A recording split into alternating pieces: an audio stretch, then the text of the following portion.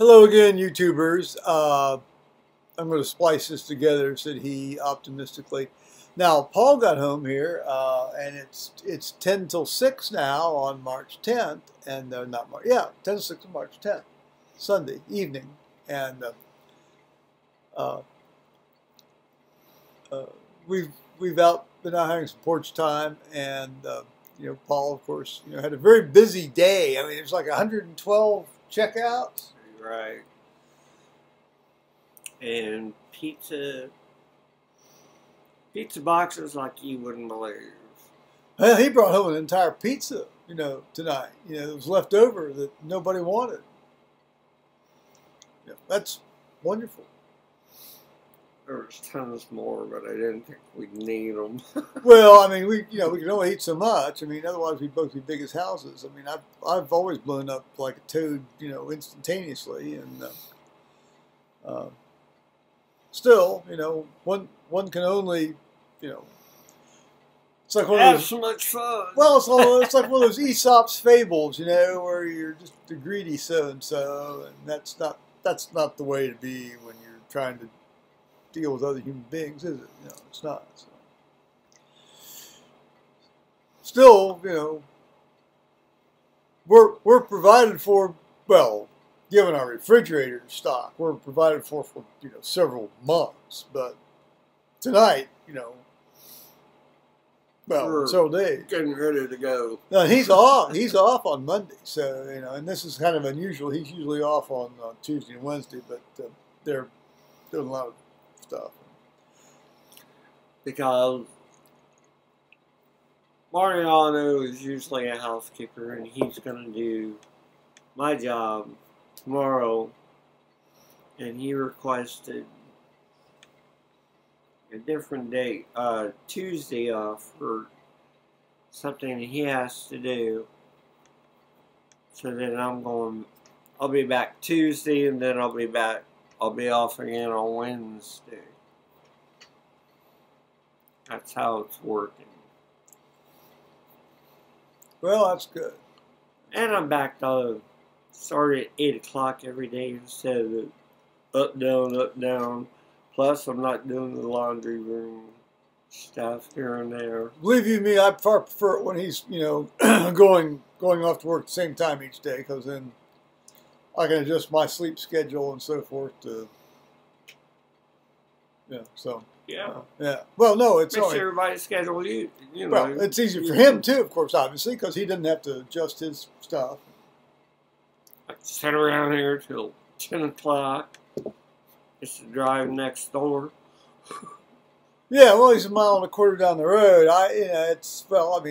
He's got a job, doesn't he? I mean, that's wonderful, given today's economic climate, and they treat him well. So, And you actually got a tour of the backyard today via Joe. Because he was out back enjoying the day. oh, it's magnificent. We got up to 66 briefly. Yeah, I had the back door propped open, and I had the window open. I'd love to have this kind of a day tomorrow, but I hate there's a chance of rain and stuff. Well, showers all through the next day, but then I guess the rest of the week's going to be fairly reasonable. Not necessarily dry, but reasonable. Yeah. So the temp's supposed to stay up? Yeah, well, 50s, 50s. I mean, maybe not quite door open weather, but 50s. That's tolerable. After I did the first segment of this thing, I called my ex-wife, and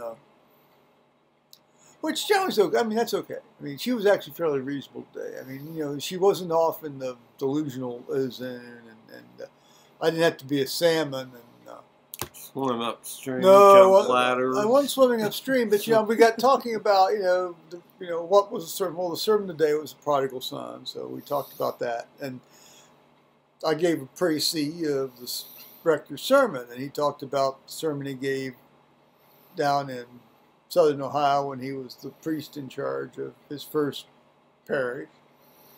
And then he talked about the sermon he gave 3 years ago in 2010. I would have put him here. When he was here, yes. And then the sermon today. And so I sort of contrasted that, and she felt that was okay. Now the sermon today I thought verged, without being, without getting overly into it,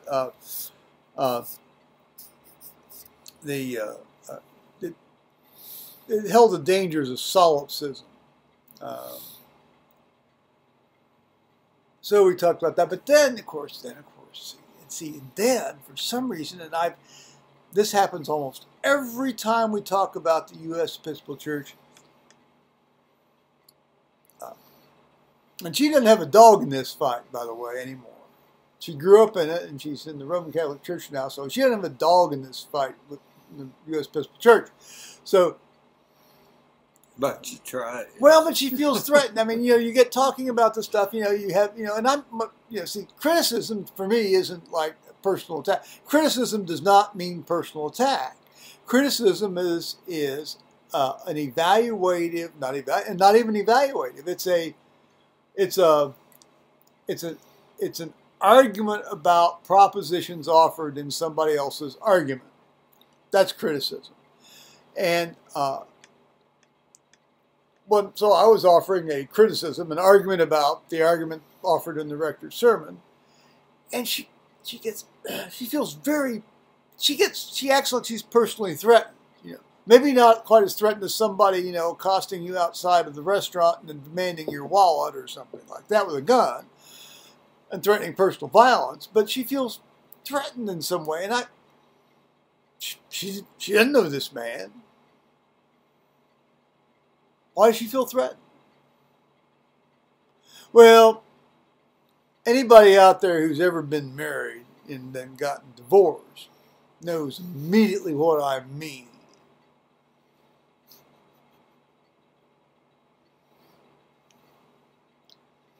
That's a mystery, and one that really needs to be elucidated. Probably almost as important a mystery of having, some cell receptor on, a lymphocyte discovered or something for cancer. I'm going to tell you right now, it would solve a lot more misery than some of these cell receptors on lymphocytes might do. Yeah, and there's a lot of people that probably think, we're always going to be friends and that because of kids and stuff. Well, it's true. Well, yeah, it's true. I mean, I think most of the time it doesn't work. Now it's 1 in a million, maybe. Now she and I have, stayed, in touch since 1980. But, oh wow, I'm just talking about I'm talking about a sermon here. It's like. This isn't like, Charles Manson and his cellmate getting into a big fist fight over a theological point, a couple of theologians working things out, I mean, it's like that great scene in Cape Fear, last scene in Cape Fear, one of the last scenes, where, Gregory Pack, well, there were two of them, but they're beating each other up. One guy says, just a couple of lawyers working things out. So, I mean, just a couple of canon lawyers working things out. They were in a pub or something, weren't they? No, they were on this houseboat that was sinking in this massive storm there off the end of the Cape, or just at the end of the Cape Fear River. And anybody who's ever been to the end of the Cape Fear River understands the swirling currents that are down there. I mean, I've taken that ferry, and on a calm day, and you can still see all the stuff being stirred up. I mean, it's. Oh, it's where the guy tied himself somehow to the bottom of the houseboat. Well, it was De Niro, and De Niro and Nick Nolte were in the last iteration of this movie. So anyway, I mean, if you haven't seen it, I highly recommend it. By the way. On the other hand, it'll spit shit out of you. Oh yeah, no, that's one of those things that might keep you awake at night, And of course, I'd suppose some of these, child care do-gooders would say, "Hey, you You can't scare your child by letting him watch that. Give me a break. Just give me a break. Yeah, because he went on a houseboat trip and stuff to get away from this guy because he was attacking their house. Well, the guy hung under the car and he followed him down there. I mean, it was terrifying. I mean, this is just, everybody's worst nightmare. That's why it's such a well, great it wouldn't movie. work today because they have speed bumps all over. Well, and they sit too low to the ground. I mean, you'd have to be some sort of, non-entity. Car set so low that if a pop can is standing up in the street. Most guys are rich man. He had a real car. He didn't have one of these little tiny, Well, that Mustang he had. Oh. You had to get back surgery every time you got into that car. I mean, I got a pop can standing upright, jammed under the dumb thing. You also had to go. That was a real trip trying to get it up, unjammed. You had to consult a urologist because they had these seats that squeezed your nuts. And just kind of, it's like you spent your entire trip playing with yourself, trying to keep your reproductive wherewithal alive. It was terrible. BMWs are the same way, by the way. I think they call them Rococo seats. Don't ever get a car with Rococo seats. Get a car with a bench seat, if you can find, or a pickup truck with a bench seat. That's the way to go. Slide around. You don't need that console in the middle. Slide around. I don't think they have a bench. Oh no, probably not, because I suppose the government won't let anybody have that now. It would probably have to be a custom order thing. Well, that'd be a real bad. Here, a customer actually ordering what they want. Oh. And we wonder why, the American auto industry has gone down the tubes. Give me a break. There was an author. He wrote a book, and it's about different word stuff. And he said that the average good used car to get, he said, is if it's orange, because orange is a very custom color.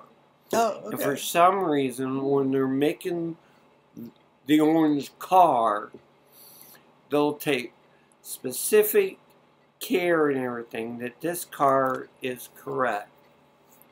Like, right. Not something waiting to go wrong. But he says, like, if you're going out and you're looking for a used car, go for an orange car. Because